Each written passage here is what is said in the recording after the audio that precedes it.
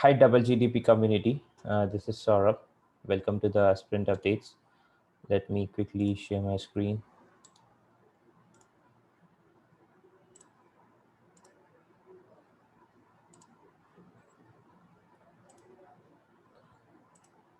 So the first ticket, which I completed this sprint, is allow transaction number to support special characters. Previously, we had only integers, but now whenever we'll be coming to make a payment here, we user can also add the special characters. So this is done.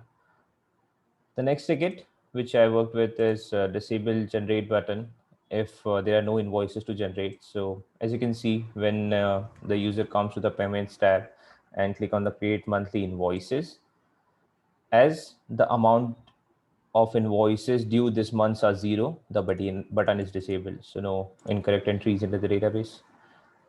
The next ticket, which was done under the payments, is adding the plots tab under payments so that we can support payments per plot, so that user can go to the Inkwashi and select the plot and plan regarding to which user can choose that this payment should belongs to.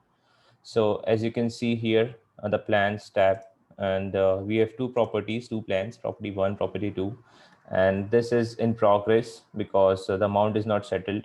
Even though, as you can see here, the 50 kwachas are remaining, but we didn't settle this invoice with this remaining balance because this balance or payment belongs to this property only, not to this one. So that's why this is in progress and this is paid. And here there is a list of invoices associated to per plan. There's a drop down, and as more invoices will get throughout the year, they'll be listed here down.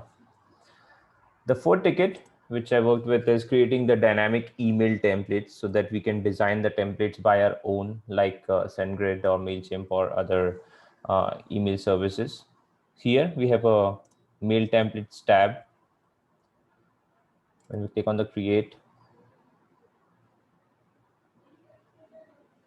so for example, I have to generate an HTML.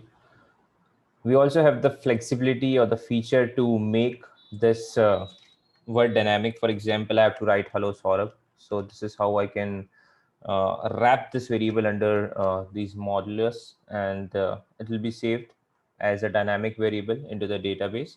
And whenever we choose to just replace these values dynamically, we can do. But this is the part of next sprint where we'll be doing these dynamic values replacing with the action workflows. This sprint we only covered to creating the dynamic templates. Click on the save. Template name could be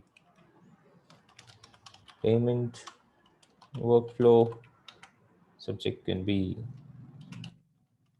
payment completed. Save.